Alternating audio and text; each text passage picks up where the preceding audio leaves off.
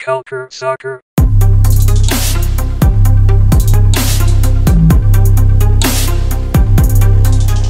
Bonjour tout le monde et bienvenue à ce nouvel épisode et ce dernier épisode sur le tournoi MLS is back. Comme d'habitude, votre hôte Adi Raphaël. Cette fois-ci, on a un petit panel, un gros panel. Au lieu d'avoir un seul invité ou même deux, on en a trois.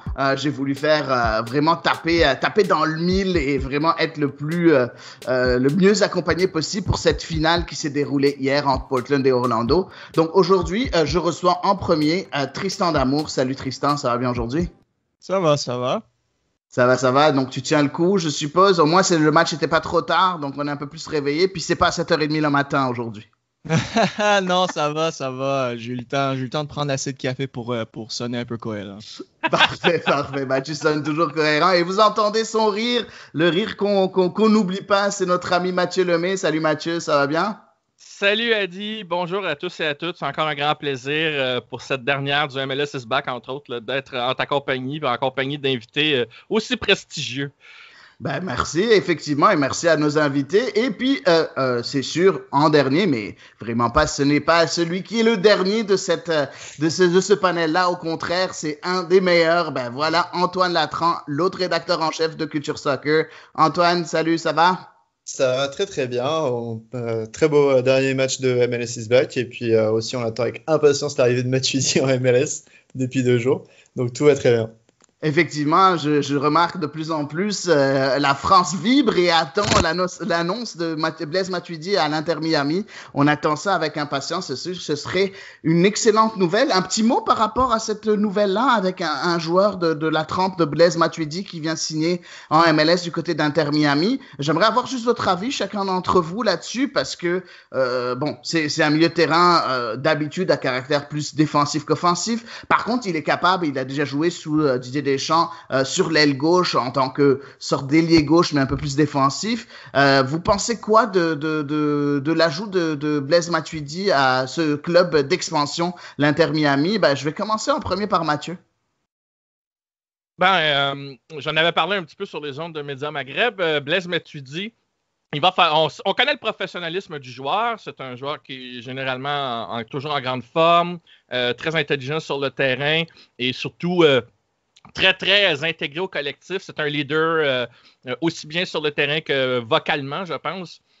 C'est quelqu'un donc qui a une certaine présence sur le terrain. C'est une valeur sûre. Par contre, moi, j'ai hâte de voir ce que ça va donner avec l'Inter Miami, où on attend encore de voir un projet de jeu se mettre en place. Et de quelle façon, si Blaise Matuidi vient avec l'équipe de David Beckham, je veux dire, de quelle façon il va s'inscrire puis qu'il va transcender cet effectif-là. Après, moi, j'ai aucun doute sur la valeur individuelle du joueur. Moi, c'est dans le collectif, donc j'ai hâte de le voir lorsqu'il viendra de ce côté-ci de l'Atlantique. Exact. Tristan, il va sublimer un peu ce collectif-là, peut-être un peu prendre en charge un peu plus les tâches défensives pour laisser un peu plus de liberté offensive à Rodolfo Pizarro. Tu penses quoi de cet ajout potentiel? Il paraît que c'est une question de minutes avant qu'on officialise sa venue.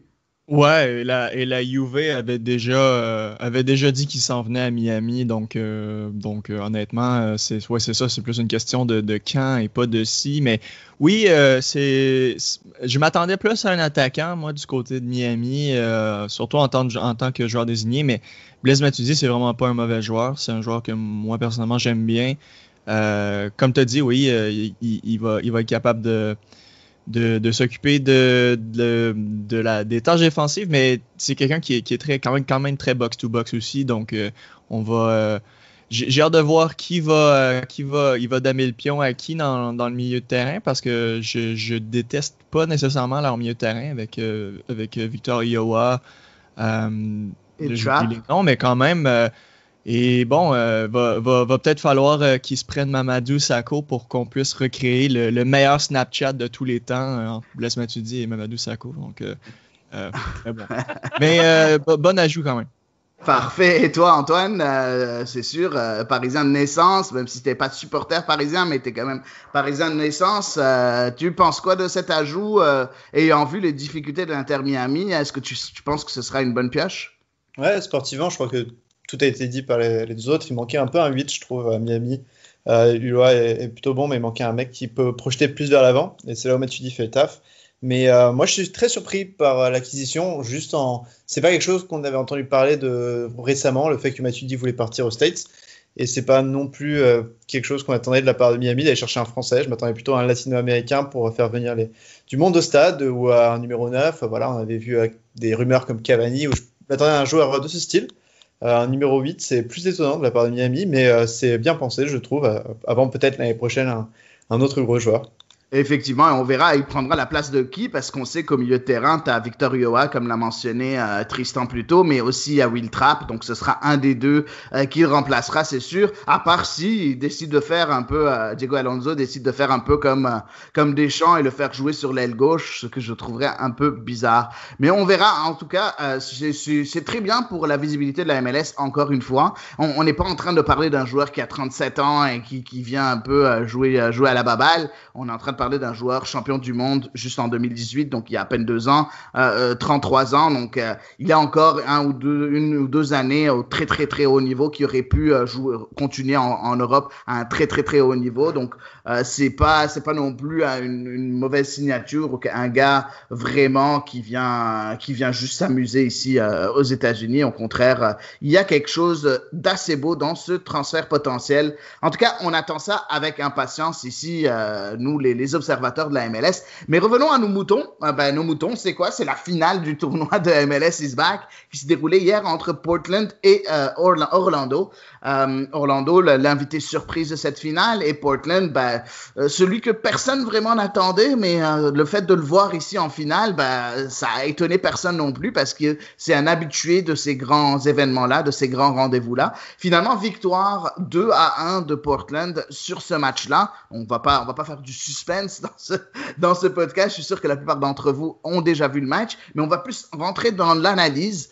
D'habitude, on parle sur ce podcast-là, on parle des 11 de départ. Cette fois-ci, on n'a pas vraiment besoin de parler des 11 de départ parce que c'est les mêmes 11, toujours le même 11 utilisé par Oscar Pareja. Et du côté des Timbers, toujours le même 11 avec juste deux petites choses dont on va parler. La première chose, c'est que Chris Duval, en tant que latéral droit, préféré à Pablo Bonilla, le jeune de 20 ans. On en a parlé plusieurs fois sur ce podcast. Et la deuxième chose, c'est Marvin Loria, de nouveau préféré en tant qu'ailier droit par rapport à Andy Polo, par exemple, sachant que Yimi Chara est blessé.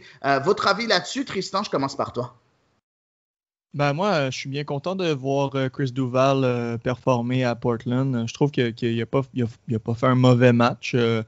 Mais moi, personnellement, je dois dire que la meilleure équipe n'a pas gagné cette finale. Moi, j'avais l'impression qu'Orlando avait un meilleur match. Ça s'est joué sur quelques erreurs. Mais oui, c'est comme je disais un petit peu plus tôt, je suis bien content de voir Chris Duval. Il a quand même eu une solide tâche là. Il se prenait quand même des grosses pointures sur son flanc. Donc, je trouve qu'il y a eu un très bon match. Oui, effectivement, il a été assez solide. Mathieu, un mot sur Duval et Loria qui sont préférés à Bonilla et Polo? Moi, j'ai pensé sur le coup en voyant Duval comme latéral que c'était sans doute pour avoir un défenseur un petit peu plus en jambes et peut-être un petit peu moins physique pour pouvoir couvrir Nani sur son aile. C'est ce que moi, comme ça que je l'ai vu. C'est comme ça que j'ai vu la décision de Savarese de l'avoir instauré là. Pour ce qui est de l'autre joueur, Loria, moi, c'est bizarre à dire, mais Andy Polo, qui est quand même quelqu'un qui est très rapide, qui a beaucoup de jambes, mais n'a pas été, durant le tournoi, ça n'a pas été le meilleur joueur de Portland, loin de là. J'ai comme l'impression que Savarese a voulu jouer la sûreté au milieu de terrain pour être aux côtés de Valérie et Blanco, même si Polo, son entrée, on sait qu'il est rentré un petit peu plus tard dans le match, son entrée a quand même fait du bien. Je pense que c'était plus une décision de la sécurité, et je pense que c'était un signe que Savarese assumait déjà d'avance qu'ils allaient encaisser, que Orlando allait dominer la possession. Et donc, il voulait se mettre toutes les chances de son côté pour avoir autant que possible une bonne récupération et un jeu en contre, qui n'a pas toujours bien marché, si on va y revenir, mais tout de même, je pense que c'était ça l'idée de départ de Savarese. Parfait. Antoine, ton petit mot par rapport à ces deux-là. Je ne sais pas si tu as quelque chose à ajouter par rapport à ces deux changements. Changements, pas vraiment changements, mais ces deux décisions qui étaient un peu pas trop sûres du côté de Giovanni Savarese. Moi, j'avais bien aimé Duval au dernier match, donc je ne suis pas si étonné de le voir. Loria, le dernier match, je l'avais trouvé un peu moins bon et j'aime bien Polo, donc un peu surpris, mais Savarese a clairement fait comprendre sur les derniers matchs que c'était lui, pour lui, c'était Loria le titulaire. Et ensuite, c'est une équipe. En fait, Portland a vraiment fait ce qu'on attendait d'eux. C'est comme ça qu'ils ont gagné, mais c'était une équipe vraiment sans surprise et qui a fait le plan de jeu auquel on s'attendait. Exactement. Donc voilà, juste pour parler un peu de ces changements-là, j'espère que j'ai répondu à la question de Lucie Côté qui m'a demandé à une de nos fidèles auditrices, supportrices de l'Impact de Montréal, qui m'a demandé un peu de parler de Chris Duval dans ce podcast-là. Donc on a répondu et puis c'est sûr on va continuer à parler un peu de son apport un peu indirectement avec l'analyse du match parce qu'il y a beaucoup à dire sur la part des latéraux du côté de Portland Timbers. Déjà, en premier, les amis, est-ce que je sais que je pense, Antoine, tu as l'habitude maintenant de parler de Portland. Je pense les 3 ou 4 fois où tu es venu, il y a peut-être 3 fois où tu as parlé de Portland. Donc, tu as vraiment l'habitude. Mais est-ce que tu t'attendais à ce genre de match-là? À un match où, bien évidemment, il y a eu une équipe qui a dominé, qui est bien Orlando, comme l'a dit Tristan un peu plus tôt, mais aussi où on a vu un Portland extrêmement expérimenté et qui a fait mal là où ça comptait, très réaliste et très efficace. Est-ce que c'est le genre de match auquel tu t'attendais? Oui, très clairement. Franchement, c'était comme les autres matchs de Portland. Finalement, on s'attendait à ce qu'ils n'aient pas la possession, mais qu'ils tapent sur le contre. Et c'est un peu ce qui s'est passé. Ils avaient un bloc défensif très très bas. Il laissait les ailes un peu à Orlando, mais sans laisser de place au centre. Et c'était pas mauvais comme solution, parce que quand on a un mec comme Nani qui joue, il me semble qu'il est droitier, mais qui joue à gauche, donc il doit revenir vers l'intérieur. Il a eu plus de mal, parce que l'intérieur du terrain était bouché. Même les joueurs de Portland ont été très bons défensivement, je trouve, au milieu de terrain. Même si, par exemple, Blanco, on l'a un peu moins vu, mais il a été très bon défensivement, Diego Chara aussi. Donc c'était vraiment ce à quoi on s'attendait. Et puis derrière, en contre ou sur coup de pied arrêté, ça fait la différence avec des mecs comme Valérie ou Bobby qui sont un peu contrôler la balle. C'était plus compliqué que contre Philly, par exemple. Mais c'était exactement à ce dont je m'attendais pour Portland. Parfait. Tristan, quelque chose à ajouter sur ce que tu attendais avant le début de ce match-là? Ce que j'attendais, je m'attendais, sincèrement, je m'attendais à un meilleur match de João Moutinho, qui, à lui, presque seul, coûte la finale à Orlando. Sur le but de Mabiala, il se fait complètement handled. Sur le deuxième but, c'est lui qui crée la faute pour l'occasion sur le coup franc. Donc, je m'attendais à un petit peu moins d'erreurs côté Orlando parce que je trouve que j'espère que malgré la défaite, c'est une victoire morale pour Orlando City qui, sincèrement, tu vois qu'ils sont à un autre niveau. Ils ont tourné un coin. Ils sont, moi, ça me fait au début du match, je pense que je l'ai tweeté à quelques minutes avant le coup de pied d'envoi. J'ai vraiment des vibes de TFC. Cette équipe-là a le potentiel de devenir, peut-être pas le prochain Toronto FC, mais pas loin. On oublie à quel point cette équipe-là, il y a énormément de monde qui sont derrière cette équipe-là et il y a énormément d'argent qui est derrière cette équipe-là. On a tendance à regarder Miami là, qui viennent de rentrer avec Beckham puis l'argent qu'il y a derrière l'équipe, mais Orlando, ils ont quand même beaucoup de moyens. Puis ils ont un Nani qui est pas fini, là. T'sais, il est pas brûlé, là. On l'a vu tout le long de ce tournoi-là. Je m'en fous que c'est pas Orlando qui a gagné, c'était son tournoi à Nani. Et je m'attendais à le voir impliqué. Bon, il est impliqué sur le premier but. Il fait une super belle passe. Mais je m'attendais à un tantinet plus de finition d'Orlando. Je m'attendais à les voir gagner, personnellement. Et si c'était pas des contre-attaques, ils avaient quand même un très, très bon match, là. Oui, c'est sûr, tu t'attendais à les voir gagner, contrairement à Mathieu et moi, et même Karim, qu'on salue de Média Maghreb, où on s'attendait à une victoire de Portland, et je pense qu'Antoine aussi, tu t'attendais à une victoire de Portland, si je me rappelle bien. Donc, Mathieu, est-ce que tu t'attendais à ce genre de match-là aussi? Je sais pas si tu as quelque chose à ajouter par rapport à ce qu'on a dit?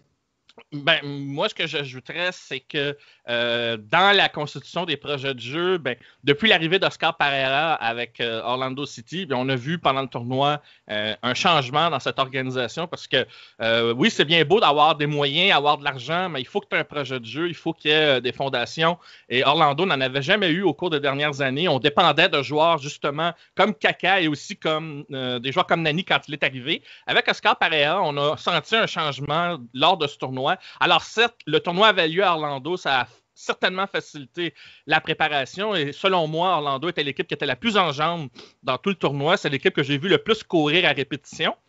Et d'après moi, Portland le savait, Giovanni Savarese le savait et c'est une équipe d'expérience, hein, Portland, contrairement à Orlando. Ça fait depuis leur entrée en MLS que c'est une équipe qui joue la transition et qui joue aussi, parce que c'est pas une équipe unidimensionnelle, qui joue aussi physiquement pour dominer ses adversaires. Et dans ce match-là, je trouve que ça a apparu.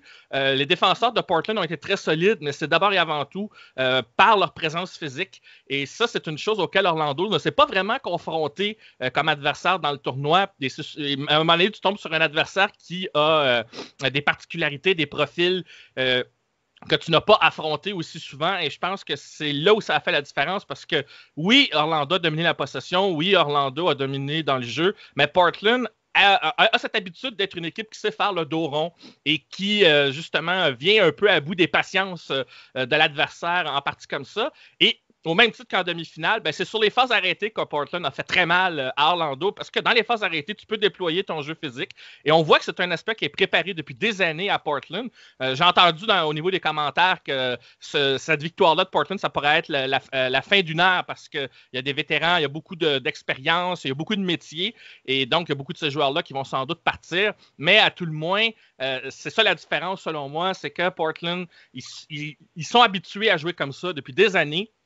Et même s'ils font des petites erreurs, même si ça n'a pas été parfait dans la transition, ils n'en ont pas démordu. Ils sont tenus à leur plan de match et je pense qu'ils ont réussi à user Orlando finalement, même si Orlando était plus en jambes. Parce que Portland a joué un bloc bas aussi pour pouvoir contenir ça et ne pas avoir peur des confrontations physiques donc, et de boucher les espaces quand c'était nécessaire. À partir de là, c'est le diable est dans les détails, comme on dit. Et pour moi, c'est ça qui a fait toute la différence à l'arrivée. Mais je ne m'attendais pas à une finale spectaculaire, mais quand même, le résultat, moi, me satisfait là, sur un plan personnel. 2-1, il y a quand même eu de l'action pareille. Oui, effectivement, il y a eu beaucoup d'actions dans ce match-là. Ça n'a pas été un match ennuyeux.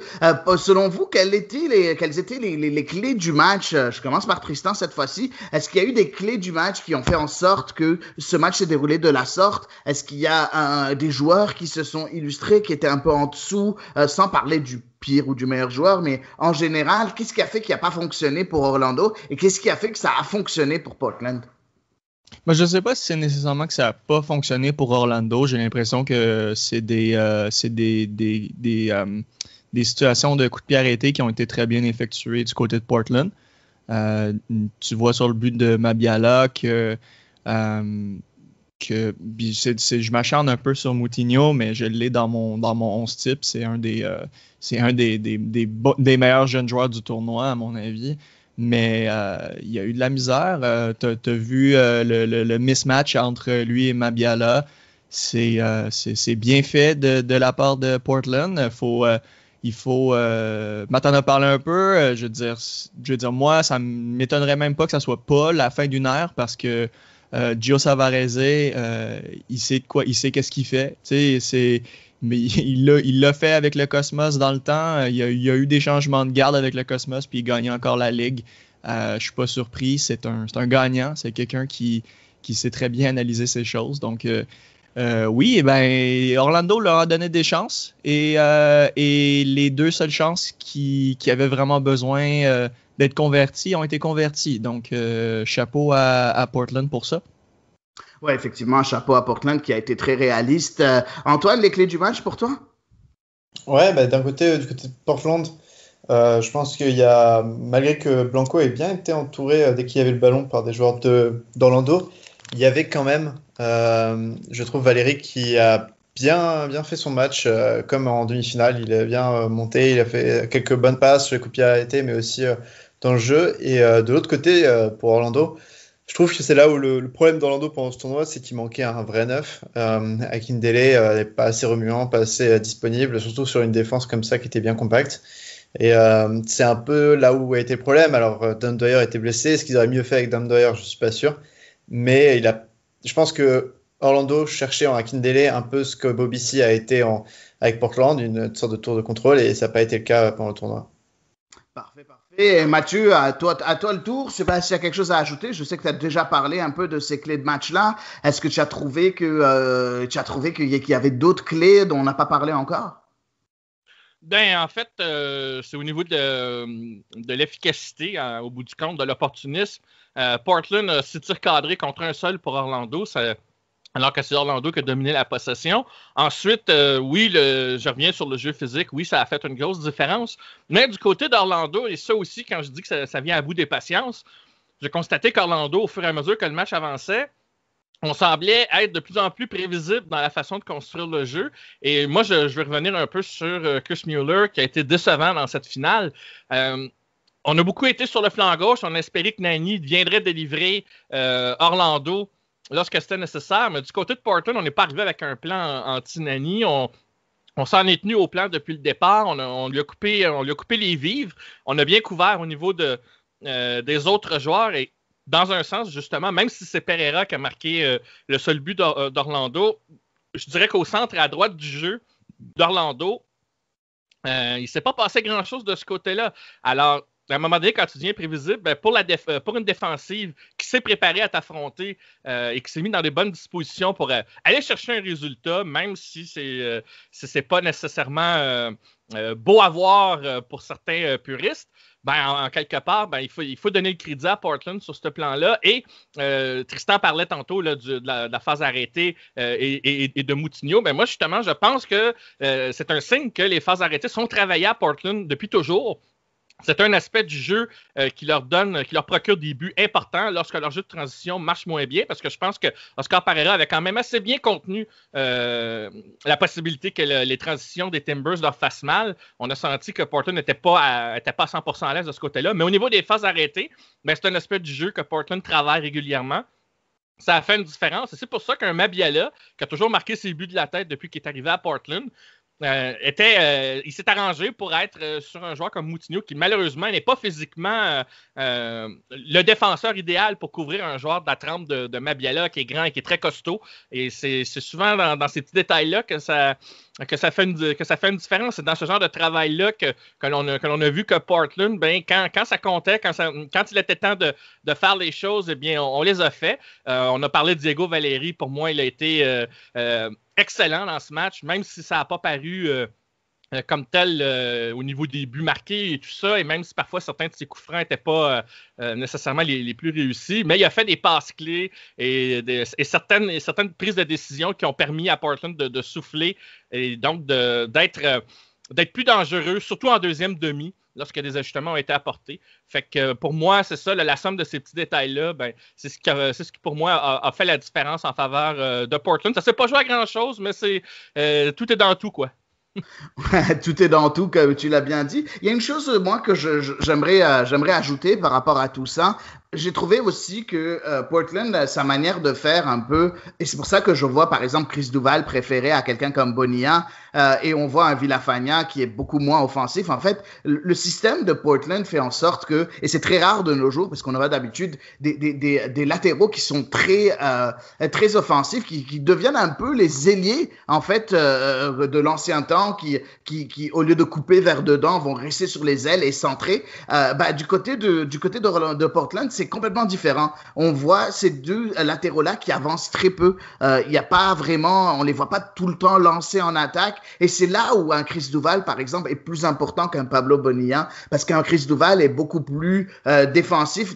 On n'est pas très connu pour sa qualité de centre, il n'est pas très connu pour ses grandes lancers offensives, ainsi de suite. Villafaña, même s'il est capable de le faire, est aussi beaucoup plus sûr défensivement qu'offensivement. Donc, on voit un système de jeu un peu plus conservateur du côté de Portland, qui fait en sorte que les individualités un peu plus défensives comme Duval et Villafaña sont mises en valeur. Après, peut-être que si jamais, par exemple, tu reviens avec un système de jeu à la Columbus, quelqu'un comme Bonilla passerait devant Duval si jamais il y avait ces deux choix-là de latéraux droit. Donc, voilà mon petit grain de sel sur ce match-là. Après, une chose que j'ai trouvé, j'ai bien aimé en fait le match de l'arbitre, et j'aimerais un peu vous parler de ça parce qu'il y a eu quelques petites échauffourées, quelques petits jeux dangereux qui auraient pu, avec un autre arbitre, résulter à plus de cartons, peut-être même un carton rouge à un moment donné. On a parlé, je vais vous parler de deux joueurs en particulier. En premier, Diego Chara,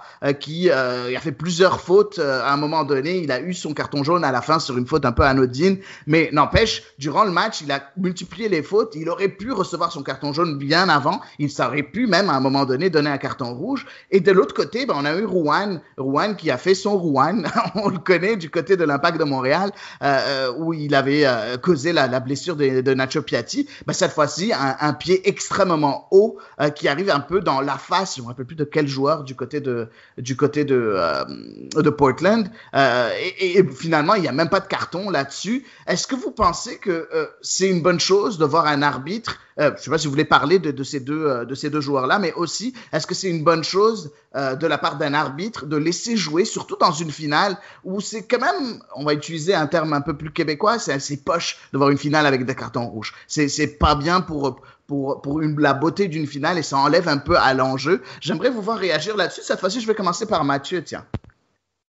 Tu as parlé de Diego Chara. Normalement, tel qu'on connaît le joueur, c'est quelqu'un qui n'a pas peur du contact physique. Hein, et quand on voit ses stats au niveau des fautes commises et des cartons, c'est pas une surprise. Mais c'est bien que tu soulignes ce point de vue-là de l'arbitre parce que moi, je me suis dit que l'arbitre, oui, bon, il appelait certaines fautes, mais en même temps, j'ai l'impression qu'il voulait laisser jouer. Et moi, je pense qu'en quelque part, Portland, je ne dirais pas que ça a été à son avantage, mais comme c'est un style plus physique, ils ont été plus à l'aise de pouvoir l'utiliser face à Orlando. Puis on a senti aussi que du côté d'Orlando, il y avait une certaine frustration par rapport à ce jeu physique-là. Même si tu l'as dit, Rouen a tendance parfois à poser le pied là où il ne faut pas. Mais tout ça pour dire que c'était quand même une bonne décision parce que oui, parfois, on a vu des discussions après match. À un moment donné, il y a eu un peu de frustration, mais on n'a rien vu de répréhensible là, qui aurait fait que, selon moi, ça aurait mérité d'aller jusqu'au rouge dans certains cas ou que. Et surtout, et ça c'est rare, en MLS, les arbitres ont tendance parfois à animer le spectacle un peu trop et parfois même dans des situations comme ça en finale. Là, ça n'a pas été le cas. L'arbitre a fait preuve de bon jugement. Et moi, je reprends une citation qu'on entend souvent. Quand l'arbitre est invisible dans un match, c'est généralement bon signe. On a laissé jouer les deux équipes, puis les deux équipes ont quand même montré qu'ils étaient capables de ne pas franchir une limite à ce point-là. Alors, on a laissé jouer, puis là, c'était à ce moment-là, ça s'est décidé entre les identités des deux équipes, et ça n'a pas été influencé, si on veut, par des décisions trop sévères. Parfait. Antoine, est-ce que tu trouves que c'est important qu'un arbitre montre ce genre de jugement et un peu arbitre une finale un peu différemment qu'un match de groupe, par exemple? Je ne sais pas ça, mais après c'était pour que ce soit Chara ou Rouen, il y avait des fautes assez dures, mais je pense qu'il n'y en avait aucune qui pouvait sortir en rouge directement, donc il aurait vraiment fallu une accumulation très longue sur vraiment les 90 minutes sans interruption. Après, Chara comme Rouen, c'est les joueurs qu'on aime avoir quand on est supporter de l'équipe, mais pour tous les autres, c'est assez insupportable. Et j'avoue que Chara, il y a parfois c'est vraiment à la limite du raisonnable. Heureusement qu'il est bon, lui. C'est vrai que quand il y a un mec comme Felipe, que j'aime beaucoup moins, qui a le même style de jeu, mais qui est un peu moins efficace sur le terrain, ça gêne plus. Heureusement, Chara, il compense par un bon style de jeu. Mais oui, non, c'était plutôt bien arbitré, je suis d'accord avec toi. Parfait. Et puis, Tristan, je ne sais pas si tu as quelque chose à ajouter par rapport à ces deux joueurs-là et par rapport au match de l'arbitre. Les gars, je vous comprends pas. Là. Pour vrai, là, Rouen, le crampon en pleine face qui ne mérite pas un rouge, je comprends pas du tout. Là. Pour vrai, je vois pas votre raisonnement, mais je trouve que c'est vraiment ironique que Rouen se se fasse une faute de ce niveau-là à Diego Valeri qui ressemble comme deux gouttes d'eau à Nacho Piatti. Et je trouve ça doublement ironique que la personne qui est la tête des arbitres en Amérique du Nord, ça soit Howard Webb, et sachant la faute qu'il n'a pas donné à Nigel de Jong sur Xabi Alonso en finale de la Coupe du Monde, où Nigel de Jong littéralement essaye de tuer un autre joueur. Je trouve ça vraiment weird. Pour vrai, moi je la comprends pas. Pour le reste du match, ok, peut-être, je peux être d'accord avec vous, là, mais sincèrement, si c'est pas un rouge, je vois pas c'est quoi, là, pour vrai. Là.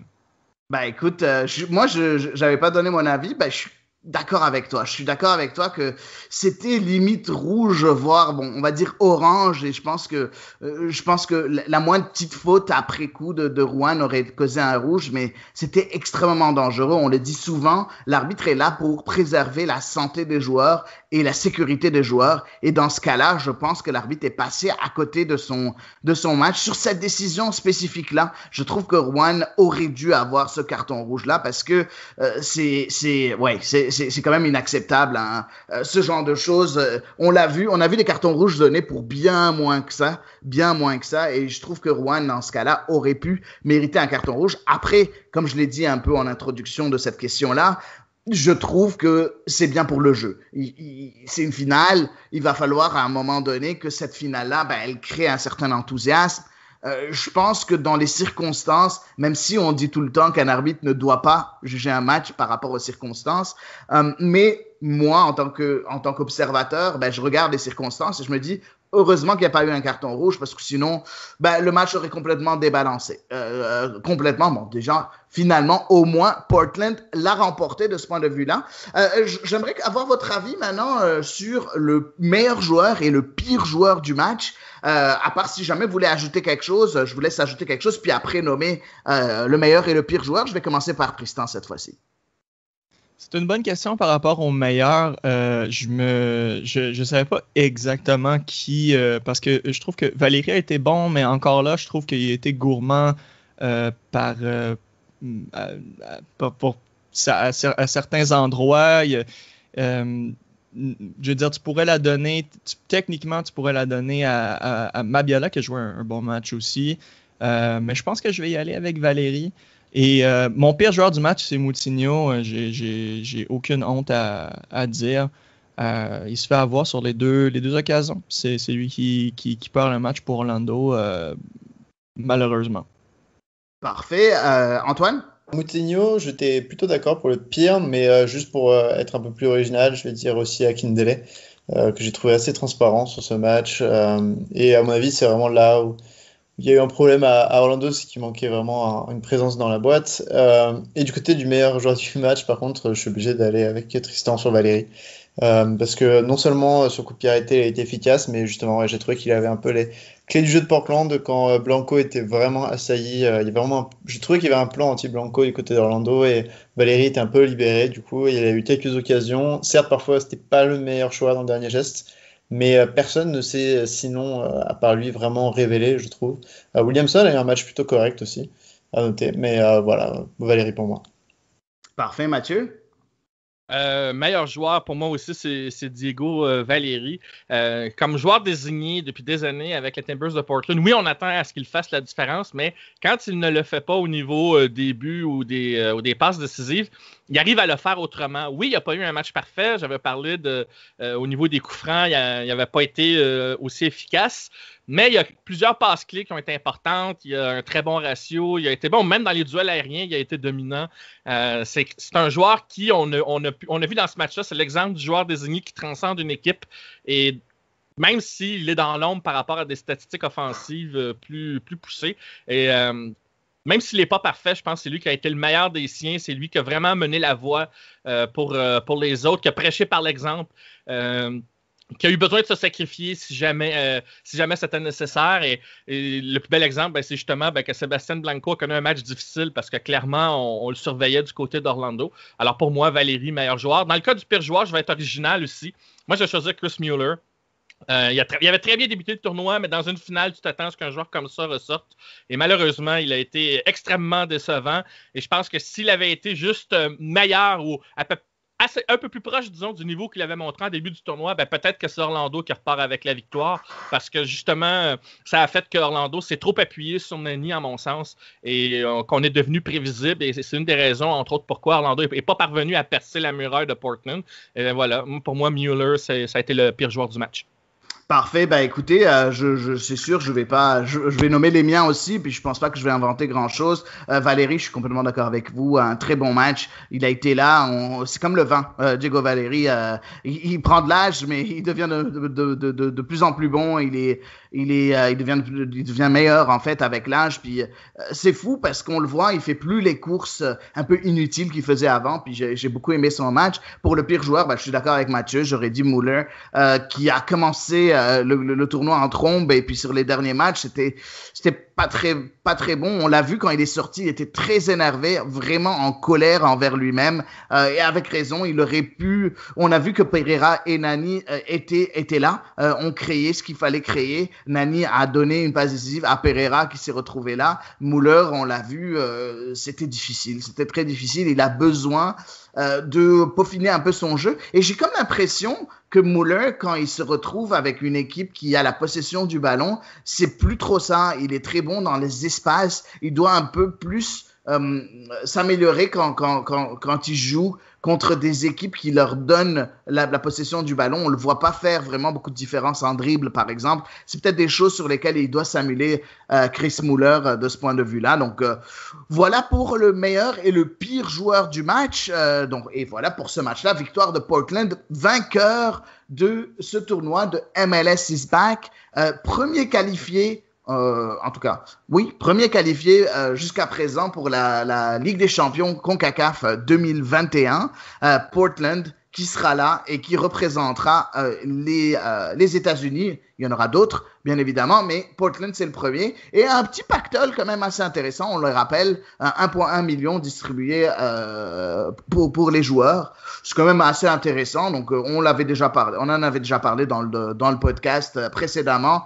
Ça peut être un bon 40-50 000 par joueur, ce qui est quand même très bien, surtout pour ceux qui sont payés 40-50 000. Ils ont presque doublé leur salaire, donc c'est quand même assez intéressant du côté de la MLS. Un petit mot sur ce tournoi à chacun d'entre vous.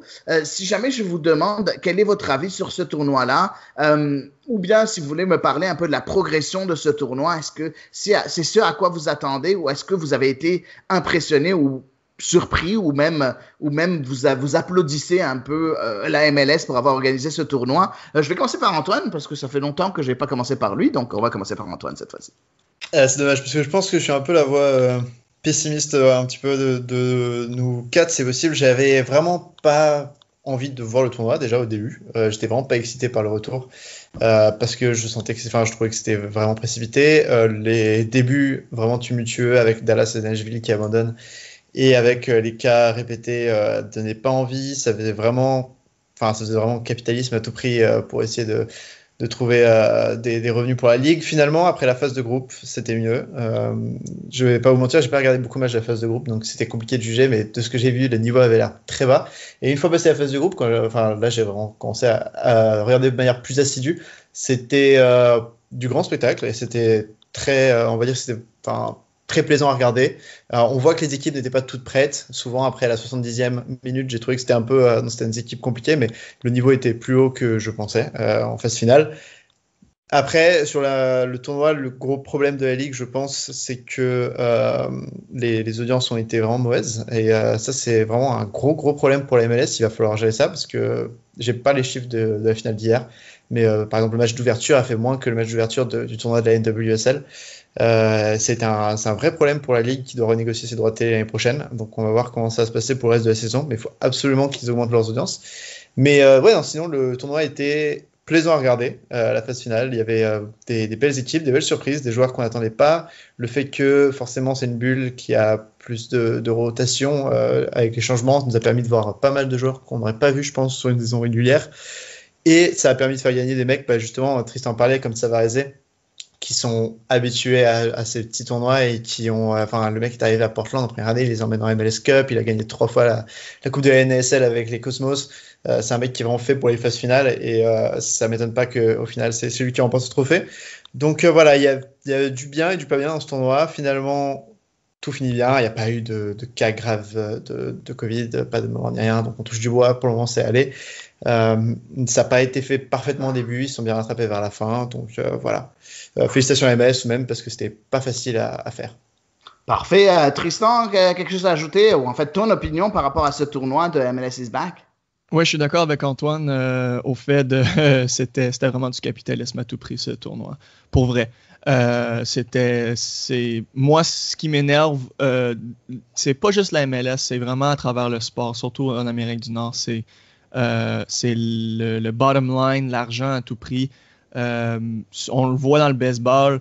En fait, les joueurs sont un peu à blâmer aussi dans le baseball, là, mais bon, par rapport à la santé des joueurs, ça, j'ai un peu de misère. Par rapport au tournoi, l'ironie ou ce que j'aime le moins, c'est que les matchs qui comptaient les matchs qui comptaient en majorité, c'était les matchs où les équipes étaient le moins en jambes. Et tout de suite, dans la phase éliminatoire, là où les matchs comptent pas pour la saison, c'est là où on a vu vraiment les équipes vraiment ouvrir la machine puis être en saison. On pourra le demander à Thierry Henry. J'ai l'impression qu'il va pouvoir nous faire 2 heures là-dessus. Mais à part ça, oui, je veux dire, c'était beau de voir le coming out party de Orlando City. C'était vraiment bien de les voir se solidifier dans ce tournoi-là. On a vu des belles prestations. On a vu des jeunes qui ont pris l'opportunité à 2 mains. Ou à 2 pieds. Mais oui, donc dans un sens, c'était quand même une réussite sur in the grand scheme of things, dans la grande, au sens large. Est-ce que là on a vu des entraîneurs comme Jim Curtin qui voulaient que ça se reproduise? Moi, j'espère que c'est la première et dernière édition de ce tournoi-là. Personnellement, j'aimerais voir les équipes prendre la US Open Cup plus au sérieux au lieu et ne pas voler un spot de Ligue des Champions à une équipe qui est d'une division inférieure qui pourrait peut-être gagner la US Open Cup, un peu comme on a vu Miami presque se rendre en finale il y a quelques années, soit le San Juan FC. Miami FC, juste pour préciser, oui. Ouais, Miami FC, oui, exactement, parce que maintenant, il y a 2 équipes à Miami, mais bon, c'est ça. Donc, il y a du bien, mais il y a aussi des trucs que j'espère qu'ils ne reviendront pas. Parfait. Mathieu, ton avis? C'est pas mal à peu près comme les autres. Hein. La MLS étant une ligue qui aime bien la prise de risque dans le jeu, dans la plupart des équipes, ça ne signifiait pas qu'il fallait y aller avec une prise de risque par rapport à la pandémie actuelle. Et le début du tournoi a montré que c'est resté une prise de risque. Les 2 équipes, comme Antoine a parlé, qui ont été écartées parce qu'il y avait trop de joueurs qui étaient atteints de la COVID. Mais on peut rajouter à cela, par exemple, des joueurs de certaines équipes qui n'ont pas voulu venir. On pense entre autres à ceux de Vancouver. Et en somme, le début du tournoi a un peu marqué le pas pour le reste, notamment au niveau des audiences, à mon sens. C'est-à-dire que les incertitudes qu'il y avait au début, plus la qualité de jeu en plus, parce que les joueurs étaient, après 3-4 mois, effectivement, ils étaient rouillés, puis il n'y avait pas eu vraiment de temps de préparation, et ça a apparu d'ailleurs. On a vu que les équipes qui étaient les plus en forme sont ceux qui ont le mieux performé, alors que les équipes qui n'étaient pas en forme n'ont même pas eu le temps de passer à un niveau supérieur. C'est eux qui ont été sortis plus rapidement. Mais c'est vrai que dans le dernier droit, je pense, notamment à partir des quarts de finale, là, on a vu un peu plus de belles choses en termes de jeu. Peut-être pas comme on voit au cours d'une saison régulière, mais au moins ça a racheté un peu les mauvaises décisions qu'il y avait eu au début et aussi la crainte qu'on avait par rapport à la pandémie et au fait que la Cité Bulle, on n'était pas certain que ça allait tenir, étant donné le nombre de cas qui avait augmenté de façon exponentielle en Floride au moment où le tournoi a débuté. Et en ce sens-là, je suis d'accord aussi que ce genre de tournoi-là, je ne pense pas qu'il faudrait le refaire. On parle de circonstances exceptionnelles. Gardons ça exceptionnel, puis misons sur des points qui sont forts. Et aussi, peut-être une dernière chose par rapport justement au droit télé qu'Antoine a évoqué. j'aime à penser que parce qu'il y a la Coupe du Monde en 2026, que la MLS a tout de même dans sa besace là, quelque chose au niveau marketing pour profiter soit de la nouvelle entente pour se négocier un meilleur pactole, mais aussi pour faire une meilleure campagne marketing pour vendre sa ligue et passer à un stade supérieur. J'ai comme l'impression que avec l'entente actuelle de 90 millions puis ce tournoi-là, on a été un peu pris le bec à la bière, si on veut, et même le bec à l'eau. Et qu'on n'ose pas, on n'ose pas avoir travaillé sur ce département-là. Et donc, s'il y a une leçon à retenir de ce tournoi-là, c'est qu'il y a un sacré boulot à faire encore au niveau de la direction de la MLS pour faire encore progresser cette ligue. Mais à tout le moins, il y a quand même des choses positives à retenir. Je veux dire, dans le dernier droit, qui ont montré que même pour nous, des fans de foot qui aimons en voir du foot, la fin aurait été meilleure que le début. Mais toujours est-il qu'on peut encore faire mieux. Puis j'espère qu'on en aura retenu les leçons pour l'avenir au niveau de la direction de la MLS et du commissaire. Oui, effectivement, j'en espère en tout cas qu'ils ont retenu, mais moi j'aimerais parler un peu du côté positif. Moi, en fait, contrairement à vous tous, moi je suis très heureux d'avoir eu ce tournoi. J'ai bien aimé. Oui, c'est sûr que ça a été difficile un peu au début parce que tout le monde était un peu rouillé. Oui, je suis complètement d'accord. Mais par contre, je suis content d'avoir vu ce tournoi parce que ça a donné un peu un intérêt à beaucoup de personnes, comme moi, qui étaient en manque de sport. Ça a donné un peu cet intérêt-là. Les joueurs, même si au début ils étaient inquiets, au fur et à mesure que le tournoi a avancé, ils étaient de plus en plus confiants et encore de plus en plus à l'aise parce que on a vu que, je pense, sur les 14 derniers jours ou 15 ou même 20 derniers jours, il y a pas eu de cas du tout de COVID. Ça s'est super bien déroulé de ce point de vue-là. La MLS a réussi son pari. Après, je suis d'accord avec Antoine. Bien évidemment, il faudra faire attention au code d'écoute. Pourquoi ça n'a pas marché? Quelle est la raison pourquoi ça n'a pas marché? Qu'est-ce qu'ils ont fait de mal? Est-ce que ça n'a pas été assez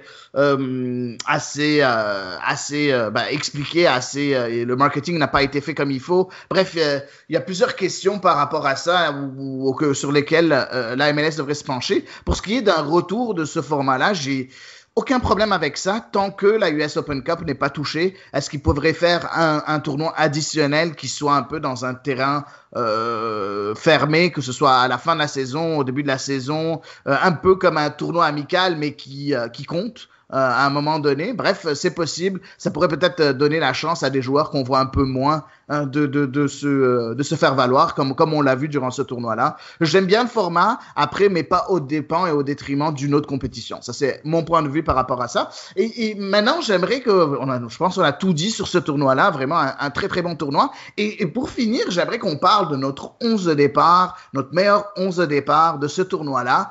J'ai pas besoin qu'on rentre dans les détails du pourquoi ou comment on choisit ces joueurs-là. Juste le nom du joueur avec une phrase, si vous voulez, pour appuyer votre argument. Essayons de faire ça court parce qu'on est quand même 4. On commence par exemple, moi j'ai mis mon équipe dans un 4-2-3-1 parce que j'ai remarqué que la plupart des équipes jouaient dans ce système-là. Après, libre à vous de changer ou de choisir une variation de ce système-là. On commence par le gardien de but. Je vais commencer cette fois-ci par Tristan. Allez, Tristan, le meilleur gardien de but du tournoi. J'ai vraiment pensé mettre Gallese, mais je vais y aller avec Andre Blake. Ouais, je suis complètement d'accord avec toi. C'est mon choix aussi, Andre Blake, et j'ai pensé à Gallese aussi. Mathieu, est-ce que tu es d'accord avec ce choix-là? Entièrement, c'était mon premier choix. André Blake, c'était pour moi le meilleur gardien. Même mon choix était déjà fait avant la finale, si je peux dire. Donc, même le résultat de la finale ne changera pas mon avis. L'international jamaïcain a été très solide dans ses cages, plusieurs arrêts clés. Il a fait partie en tout cas, il est une des raisons pourquoi Philadelphie a eu du succès. Ce n'est pas la seule, mais un gardien solide qu'on veut qu'il fasse des arrêts clés, qu'il fasse des relances et qu'il prenne les bonnes décisions, qu'il dirige sa défense. Je veux dire, André Blake a pratiquement tout ça. Et c'est mon premier choix, bon. Ça fait aucun doute. Je pense que ça va être c'est bizarre, mais instinctivement, je pense que ça va être un choix unanime. Je pense. Antoine, est-ce que tu es d'accord avec nos choix? Ouais, pareil, j'ai eu une petite pensée pour Gallese, mais Blake, sans lui, je pense que Philadelphie serait arrêté beaucoup plus tôt dans la compétition. Donc, André Blake à tous les points. Ouais, André Blake dans tous les points, une petite mention spéciale, je pense, de la part de nous tous pour Gaëssé, qui, je pense, pour une fois, Orlando a un gardien qui fait du sens et qui est bon.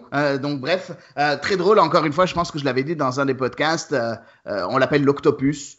Donc, c'est drôle, mais d'un autre côté, c'est aussi intéressant. Latéral droit. Donc, j'aimerais avoir votre avis. Je vais commencer par le mien, tiens, parce que c'est ça, je vais faire original cette fois-ci. J'ai beaucoup aimé le latéral droit de Cincinnati, Joseph Claudio, que j'ai trouvé extraordinaire. Il faut dire que défensivement, Cincinnati, après le premier match, a vraiment régalé. Votre impression, je commence cette fois-ci par Mathieu. Qui tu as choisi en tant que latéral droit? Ça va être étrange, mais j'ai choisi Juan d'Orlando City. Parce que je l'ai trouvé très en jambes et très bon dans les deux sens du terrain pendant pratiquement tout le tournoi. Alors oui, la faute en finale et tout ça, c'est discutable, mais je l'ai trouvé très, très solide. Et mon choix était plus difficile, j'avoue, du côté de ce poste-là. Puis ça prend une certaine réflexion que j'ai pris celui-là, mais d'autres choix sont tout aussi valables. C'est pas parce que c'est mon choix que c'est nécessairement le meilleur. Ben oui, c'est sûr, chacun a son avis. Antoine, ton latéral droit? J'ai pris Anthony Dodson de Minnesota, qui a fait un très bon tournoi. Je trouve le côté droit de Minnesota était vraiment le plus dangereux. Non, il a fait un bon tournoi. En plus, il n'y avait pas Métanière, donc il a bien géré ce côté. Donc voilà, Anthony Dodson.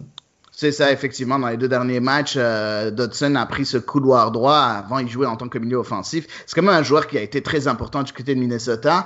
Tristan, est-ce que tu as un joueur dont on n'a pas parlé ou est-ce que tu as aussi un joueur qu'on a choisi? Moi, je suis allé avec Raymond Gaddis de Philadelphie, que c'est pas le joueur le plus flashy, c'est pas le joueur qui va être dans les meilleurs du match tout le temps, mais c'est quelqu'un qui s'est vraiment donné, surtout avec Philadelphie, ça allait beaucoup du côté droit. Je trouve que Gaddis a quand même, pour quelqu'un qui est quand même assez limité dans son jeu offensif, je trouve qu'il a quand même très bien fait avec Philadelphie. Parfait. En charnière centrale, je suppose qu'on est tous partis avec des défenses à 4. Si jamais c'est pas le cas, laissez-moi savoir. J'aimerais que vous me nommiez vos deux défenseurs centraux. Je commence cette fois-ci par Antoine. Alors, j'ai pris Elliott de Philadelphie, qui a fait vraiment un beau tournoi, je trouve, surtout à la demi-finale, et malgré la défaite. Et puis de l'autre côté, j'ai pris Aja, je ne sais pas comment on prononce ce mec, de Minnesota, qui a vraiment remplacé Opara au pied levé, et qui a été surprenamment très bon, et qui a pas fait vraiment oublier, qui a fait, pardon, on s'est pas dit, tiens, il manque Opara pendant le tournoi, parce que je trouve qu'Aja a fait un très beau boulot aux côtés de Boxer. Oui, il a été pas mal. Tristan, c'est qui tes deux choix? Moi, je suis allé avec une défense à 3 dans mon ballot. Donc, Okay. Moi, je suis allé avec Aja. Je trouve qu'il a été très bon. Il y a même une passe décisive sur un coup de pied. Je pense que c'est un corner où il la remet à Lud, que je trouve que c'était vraiment intelligent comme petite tête qui fait une passe décisive. Il a été très bon, c'est ça. Il a fait... je pensais que Minnesota allait pas être aussi bon sans Ike Opara. Puis finalement... ils s'en sont vraiment bien sortis. Parfait. Et tes deux autres défenseurs centraux? Mais c'est ça. Moi, je pourrais dire Elliott, mais moi, j'étais avec une défense à 3, donc Aja, c'était mon seul défenseur central. OK. Donc, tu avais juste un seul défenseur central avec deux latéraux. Parfait, excellent. Et toi, Mathieu, qui sont deux défenseurs centraux ou aussi tu es allé à une défense à 3? C'est deux défenseurs centraux de mon côté. Et mon choix, il y avait effectivement Osé Ara de Minnesota United, que j'ai trouvé très, très solide dans la charnière centrale. Et dans l'autre, j'ai pris l'autre joueur de Philadelphie. Je sais qu'Antoine en avait pris un. Moi, j'ai pris l'autre, Mark McKenzie, parce que ça a été, je trouve, un des jeunes défenseurs qui a été une des surprises dans ce tournoi-là. Tellement même que son nom suscite déjà l'intérêt parmi des clubs européens. Ça m'a grandement surpris, mais il a été solide lui aussi tout le long dans la charnière centrale pour Philadelphie. Puis pour un jeune de 21 ans, montrer de la constance comme ça, surtout dans un tournoi de la sorte, c'est pas donné à tout le monde. Et moi, à mon sens, c'est un peu... oui, je tire une carte un peu comme ça dans ces choix-là, mais j'ai choisi parce que je trouve qu'il s'est avéré une belle surprise à cette position-là pendant tout le tournoi. Parfait, mais moi je vais être d'accord avec plus Antoine. J'ai choisi Jack Elliott aussi, mais un autre joueur et je pense qui est un peu passé sous le radar de presque tout le monde, c'est Robin Jansen, le défenseur central d'Orlando que je trouve a été pour moi une trouvaille. Je ne savais pas, je ne le connaissais pas avant ce tournoi-là. Je l'avais pas vu jouer plusieurs fois. Puis j'ai adoré ce joueur-là et en plus lors de la finale il a même pris un coup franc. Donc juste pour dire combien il est complet ce joueur-là, que ce soit dans ses relances, que ce soit dans son marquage défensif, que ce soit dans ses passes. J'ai adoré ce joueur-là, Robin Jansen. Puis Jack Elliott, on le voit, toujours très, très bon. Tour de contrôle, ça aide le fait que Jack Elliott a été formé en tant que milieu défensif. C'est lui qui était milieu défensif en college soccer. J'ai bien aimé ça. J'aime bien avoir deux joueurs qui sont capables de jouer avec le ballon dans une équipe en défense centrale. Donc voilà mes deux choix, Robin Jansen et Jack Elliott. À gauche, le latéral gauche, cette fois-ci, je commence par Mathieu. C'est qui que tu as choisi? J'ai choisi Ali Adnan de Vancouver. Ça a été une autre de mes surprises du présent tournoi, mais j'ai trouvé qu'il avait été efficace et qu'il a été une des raisons pourquoi Vancouver, entre autres, a été très solide dans l'adversité malgré les nombreuses absences et malgré les 36 tirs qu'ils ont encaissés, notamment dans un match. Sur le flanc gauche, je l'ai trouvé assez bon, moi, au contraire. Et, honnêtement, ça a été mon premier choix dans ce tournoi, c'est lui. Parfait. Et toi, Antoine? Alors en fait, j'avais commencé à faire le 11 hier et j'avais mis Moutinho. Son match pas très bon hier. On va dire que je vais quand même le garder parce que j'ai pas trouvé en fait qui que ce soit d'autre à y mettre. C'est vrai que Adnan est un bon choix, mais du coup je vais quand même rester sur Moutinho parce il a vraiment un bon tournoi malgré la finale un peu ratée. Oui, effectivement, il a eu un bon tournoi. Après, tu peux passer à côté d'un match, mais en général, ça a été une belle surprise, Joao Moutinho. Tristan, je suis sûr que tu n'es pas d'accord avec Moutinho, mais c'est qui était ton choix à gauche? En fait, je suis d'accord avec Moutinho. Il y a eu un très bon tournoi. Si c'était pas de cette finale-là, il y a eu un très, très bon tournoi. Si c'était pas du fait que Diego Rossi a complètement... je disais, il y a eu tellement un bon tournoi, ça aurait été mon vote pour meilleur jeune. Je trouve que pour un jeune qui avait été, je sais pas si décevant c'est nécessairement le meilleur mot là, ou si c'est un peu rough comme mot, mais tu sais, il y avait pas eu beaucoup de, après l'échange à LAFC, c'était comme là il s'en va à Orlando, ça va faire quoi? Puis finalement, je trouve que c'est un peu une révélation. Je trouve que LAFC a peut-être abandonné un petit peu trop vite sur Joao Moutinho. Oui, effectivement. Et c'est qui ton choix de latéral gauche? C'est Joao. C'est lui? Ah, ouais. c'est Joao Moutinho. Ok, excuse-moi. Parce que je t'ai posé la question pour savoir si tu étais d'accord. Mais je savais pas que c'était lui que tu avais choisi. Excellent. Donc, on passe au milieu de terrain. Je sais que Tristan, tu en auras 3 en tant que milieu de terrain centraux. Nous, de notre côté, dans mon 4-2-3-1, moi, j'ai 2 milieux défensifs. Donc, on va commencer par les 2 milieux défensifs. Et je vais donner mon milieu offensif, en fait, aussi. Comme ça, on donne les 3 au milieu de terrain, dépendamment de ce que vous avez choisi. Si vous avez choisi un 4-3-3, vous avez 3 milieux de terrain. Ou dans n'importe quel schéma, vous allez avoir d'habitude 3 milieux de terrain centraux. Donc, moi, de mon côté, j'ai choisi Diego Chara. Toujours très très bon. Osvaldo Alonso à Minnesota aussi très très bon, les deux vieux. Et pour moi, devant, je voulais mettre Brenden Aaronson. Il y a beaucoup de choix dans les phases offensives et dans le côté offensif, mais en tant que numéro 10, Brenden Aaronson pour moi est le futur de la MLS. C'est un joueur extraordinaire. Donc Chara, Alonso, Aaronson. Et Tristan, cette fois-ci, quels étaient tes 3 milieux centraux, si tu en avais 3, bien évidemment? En fait, honnêtement, moi, j'ai pas vraiment fait un 11 qui a vraiment beaucoup de bon sens, sincèrement. Mais oui, j'ai Alonso, j'ai aussi Chara, j'ai Aaronson, mais Aaronson, il est trop bon pour être le futur de la MLS, a dit. Là. Il s'en va. Puis j'espère qu'il s'en va à Celtic. Pour vrai, là. Oui, tu en as déjà parlé. Tout le long du tournoi, je l'ai regardé avec un maillot de Celtic dans ma tête, personnellement, en étant un peu fan de Celtic Glasgow. Mais il est trop bon pour être. Je veux dire, il y a 19 ans, qu'il fait des trucs comme ça. Non, désolé, là. Je veux dire, la MLS a un shift. le paradigme commence à shifter du côté d'être une ligue qui veut vendre ses talents pour briller encore plus. Brendan Aronson, c'est un exemple parfait de ça. Ben, je suis d'accord. Après, quand je dis le futur de la MLS, ça peut être le futur de la MLS ailleurs. Donc, c'est un peu un joyeux de la MLS, un peu comme les Tyler Adams ou même Alphonso Davies. C'est plus de ce point de vue-là.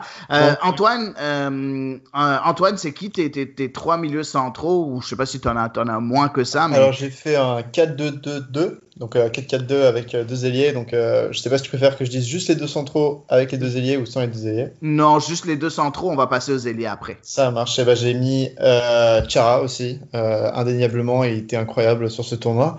Et c'est un peu le Chara qu'on connaît, mais enfin, il m'a surpris quand même parce qu'il a totalement dominé certains matchs. Et vous parliez d'Aronson que j'avais failli mettre. Et puis en fait, je me suis rappelé de sa demi où il était vraiment passé à côté parce que Chara l'a harcelé tout le match.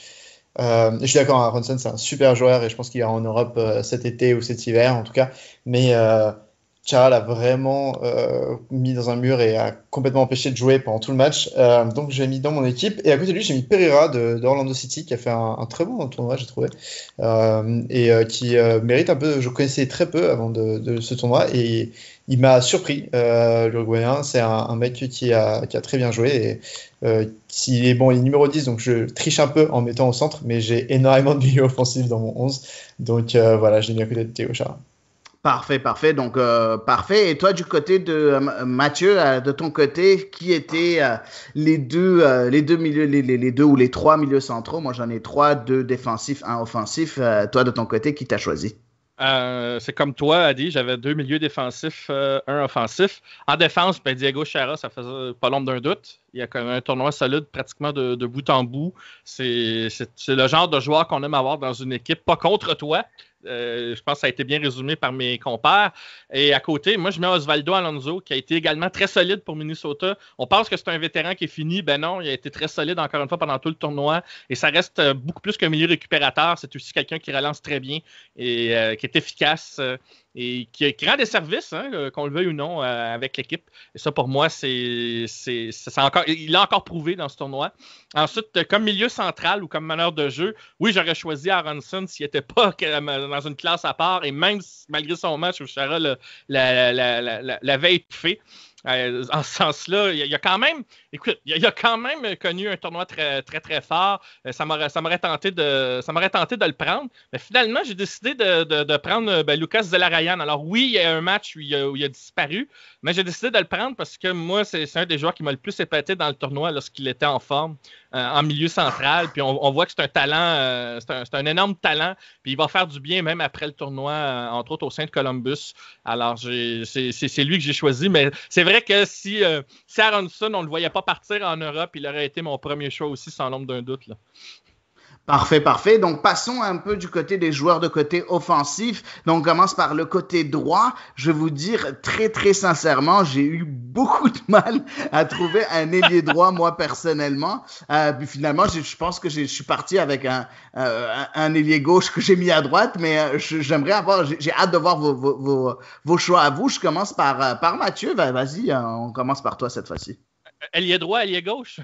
Non, ailier droit seulement. Oui, OK. Alors, pour moi, à l'aile droite, c'est vrai qu'on avait l'embarras du choix à droite et c'était pas facile à choisir. Mais finalement, j'ai décidé d'y aller avec Brian Rodriguez de LAFC, qui moi, a été un jeune joueur, mais qui m'a beaucoup surpris.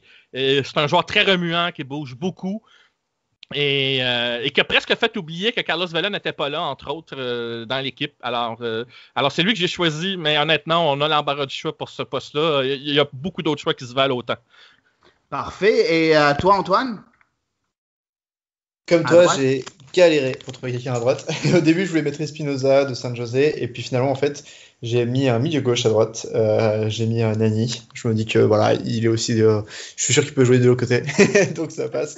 Et je t'avoue que j'ai aussi mis un milieu gauche à gauche, et j'ai aussi mis un milieu gauche dans un de mes 2 attaquants. Donc il y a vraiment beaucoup de très bons milieux offensifs gauche. Ouais, effectivement, c'est fou à gauche comme il y a du choix. Tristan, à droite, est-ce que tu as eu de la difficulté aussi à trouver quelqu'un? Il faut dire que le choix d'Antoine, il a choisi Nani, mais il a mentionné Christian Espinoza qui a été extraordinaire selon moi, je trouve. Mais après, il a joué un peu partout sur le couloir, donc j'y ai pas trop pensé pour être franc. Mais toi, tu as choisi qui en tant qu'ailier droit, Tristan? Ouais, j'ai vraiment pas respecté les positions. Je t'ai donné 3 milieux dans mon 3-4-3. Le quatrième dans ma ligne de milieu, c'est Sébastien Blanco. Mais j'ai aucun techniquement ailier droit dans mon... mais c'est difficile. Écoute, je te blâme pas là. Je vais peut-être juste dire 2-3 mots sur Blanco, qui a eu, à mon avis, un très bon tournoi, qui est en liste pour le MVP, qui n'est pas mon vote pour le MVP. Je ne vais pas le bousiller tout de suite, mais quand il va arriver, je vais le dire. C'était pas mon vote personnellement, mais il y a eu un très, très bon tournoi solide avec Portland. Il n'y a peut-être pas eu une très bonne finale, mais bon, quand même un très, très bon tournoi. Ben oui, effectivement, Blanco, extraordinaire. Ben moi, j'ai fait comme Antoine, j'ai mis Nani à droite parce qu'il est capable de jouer sur les deux côtés. Donc, j'ai mis Nani et puis je l'ai trouvé tellement bon que c'était difficile de ne pas le mettre dans ce 11-là, selon moi. Du côté gauche, et là, on l'a dit, on avait l'embarras du choix. Je sais que plusieurs d'entre vous ont mis Nani. Moi et Antoine on a mis Nani. D'autres ont mis Blanco. Mais à gauche, à ce moment-là, il y a un autre joueur qui devrait être choisi. Tristan, je commence par toi de nouveau. Qui était ton ailier gauche? Là, OK. Ailier gauche, moi, j'ai Nani. Parce que c'est son tournoi, MLS is back. C'est comme j'ai dit un petit peu plus tôt, je m'en fous complètement qu'il n'ait pas gagné. Il a pris ce tournoi-là comme si c'était une finale de Ligue des Champions. Je veux dire, c'était magnifique à voir. C'est un peu... c'est mon MVP. Il a vraiment... même si cette équipe-là n'est pas... c'est pas comme s'il l'avait pris sur ses épaules. Il y a quand même des très bons joueurs dans Orlando, comme on a pu voir, Oscar Pereira qui mérite probablement le plus de louanges ou le plus de fleurs. Mais Nani a été magnifique tout le tournoi. Honnêtement, chapeau à Nani. Effectivement, Nani a été instrumental et extraordinaire durant ce tournoi-là. Donc, je pense qu'on l'a tous un peu dans notre 11. À part si Mathieu va nous surprendre et ne l'a pas mis en tant qu'ailier gauche, c'est qui que tu as choisi, Mathieu? Non, c'est Nani que j'ai mis à l'aile gauche. Non seulement parce qu'il a été dominant, mais surtout parce que, contrairement aux saisons précédentes avec Orlando et même son prédécesseur Kaka, et je pense que le mérite revient aussi en partie à Oscar Pereira, l'entraîneur. Il n'a pas joué à porter l'équipe. Il n'a pas cherché à porter l'équipe sur ses épaules à lui tout seul.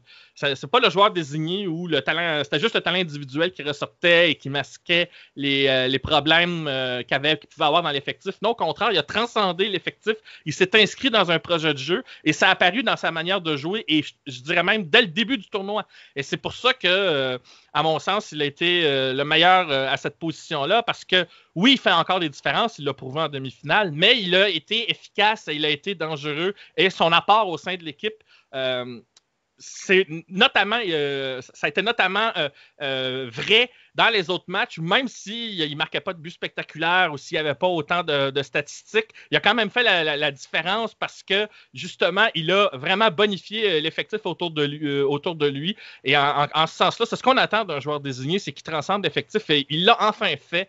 Et ça a été donc un leader technique sur le terrain. Il était à un autre niveau par rapport aux saisons précédentes avec Orlando. Puis, à mon sens, c'est une des raisons pourquoi Orlando s'est rendu jusqu'en finale.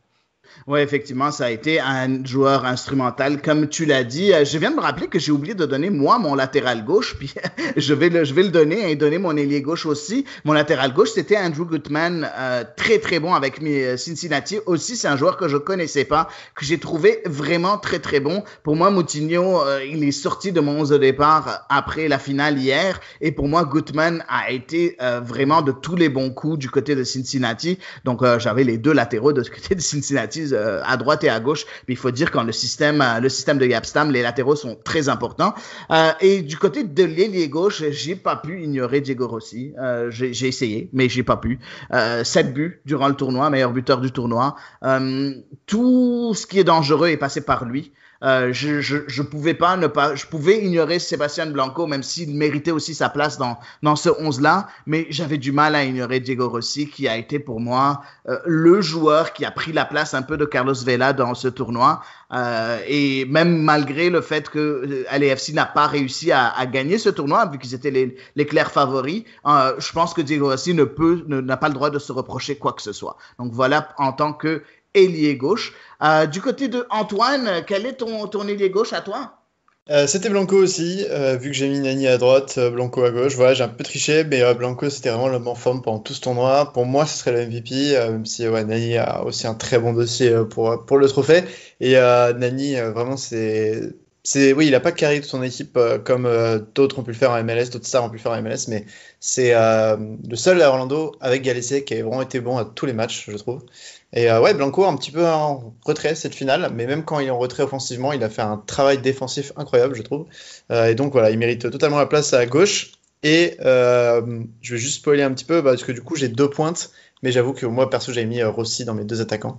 Donc voilà, je l'ai pas oublié non plus. Vas-y, continue avec les 2 pointes. Tu as commencé avec Rossi, et qui est ton deuxième attaquant de pointe? Non, mais Rossi, ouais, incroyable sur le peu de match qu'il a fait. Malheureusement, c'est terminé un peu tôt pour LAFC, mais un attaquant de fou. Et sans Carlos Vela, c'est lui qui a vraiment mené l'attaque du LAFC. J'ai vraiment hâte de voir les deux combinés pendant la saison régulière et voir un peu comment Bob Bradley va gérer ça. Parce que ouais, Rodriguez, Vela, Rossi, Bradley Wright-Phillips qui fait un super tournoi, Diego Demandé, ça va être compliqué un petit peu à gérer tout ça de la part pour Bob Bradley. Mais ouais, et à côté de lui, Akinola, on peut pas passer à côté de la jeune star du Toronto FC qui a totalement fait oublier l'absence de Jozy Altidore. Il lui manque encore quelques capacités physiques pour totalement passer au-dessus. Mais Akinola a vraiment fait un tournoi de dingue. Et je trouve... Enfin, j'étais surpris, parce que je l'ai dit, quand on a parlé... Je crois que j'étais là quand on a parlé de Toronto et de Akinola lorsqu'il a mis son triplé. C'était pas un joueur que j'attendais à ce niveau-là. Et il m'a très bien surpris. Donc voilà, Akinola est Rossi en pointe. Parfait. Tristan, tu as un seul attaquant de pointe, donc c'était qui ton choix? Ouais, en fait, je vais juste. J'avais mis, parce que ouais, c'était un 3-4-3 qui était un petit peu difficile à suivre de mon côté un peu, mais bon, j'avais Rossi. J'ai pensé mettre Bradley Wright-Phillips qui a fait un très bon tournoi, oui. mais je vais mettre Jérémy Ebobisse qui a quand même fait un bon tournoi aussi. J'ai pensé à Akinola aussi, mais je pense pas qu'il s'était rendu. Je pense pas que Toronto s'était rendu assez loin pour justifier le mettre sur mon 11 du tournoi. Ouais, Ebobisse qui sur le terrain en a fait beaucoup. J'avais mis Raymond Gaddis aussi en défense. Je trouve que c'est 2 joueurs qui en ont fait énormément hors du terrain aussi en termes de justice sociale. Je trouve qu'ils ont eu ils ont en tout et partout en fait 2 très bons tournois à eux. Oui, effectivement. Et toi, Mathieu, qui était ton attaquant de pointe? C'est là que j'ai triché. J'ai mis Diego Rossi. Même si c'est pas un attaquant de pointe, mais c'est un joueur qui se déplace beaucoup. Hein. On a beau dire qu'on le met à une position, mais lorsque tu le vois jouer sur le terrain, c'est un vrai feu follet sur le terrain. Il est partout. Et il a été encore une fois un buteur incroyable. Je parlais de Brian Rodriguez tantôt, mais Diego Rossi a prouvé qu'il n'y avait pas besoin de Carlos Vela pour briller. Et à mon sens, une des bonnes raisons pourquoi le LFC a eu du succès, c'est en partie à cause de lui.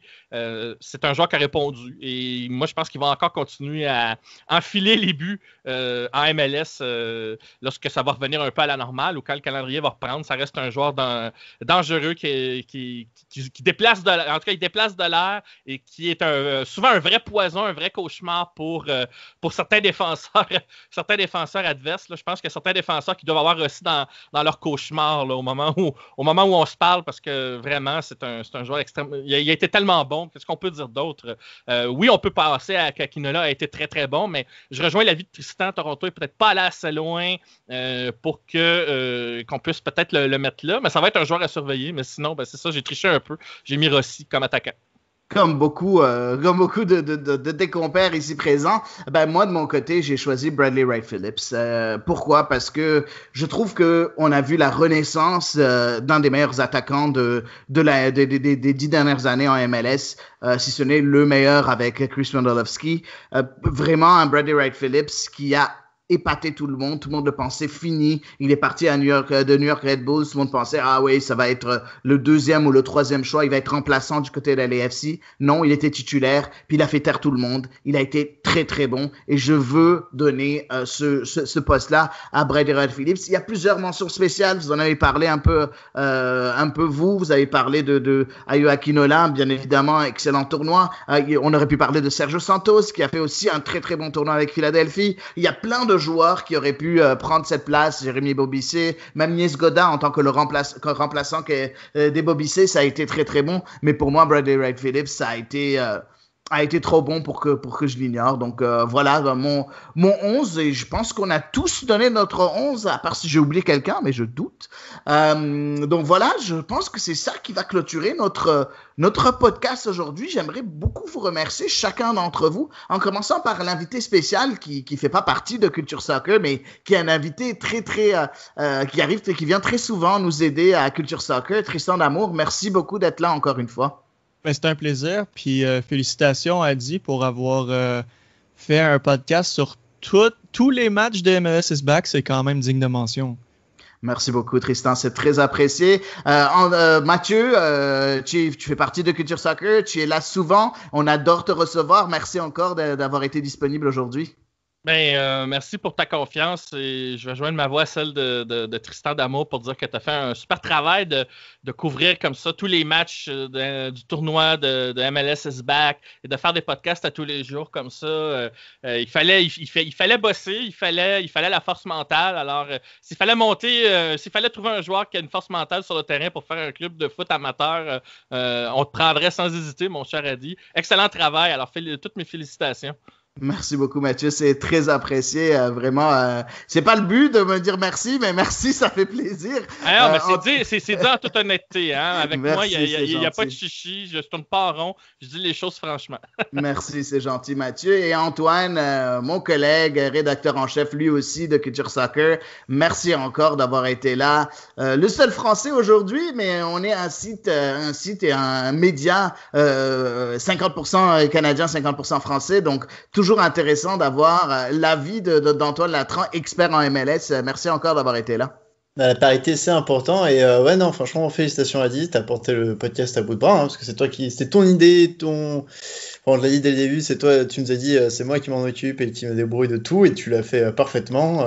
Un petit message aussi pour Anthony qui a fait quelques montages par-ci par-là et qui a bien aidé de ce côté-là, mais c'est vrai que tu as fait un travail de dingue pendant tout le mois d'août et de juillet, et donc félicitations pour ça, félicitations pour les invités aussi, merci à tous ceux qui sont participés, qui ne sont pas forcément là aujourd'hui.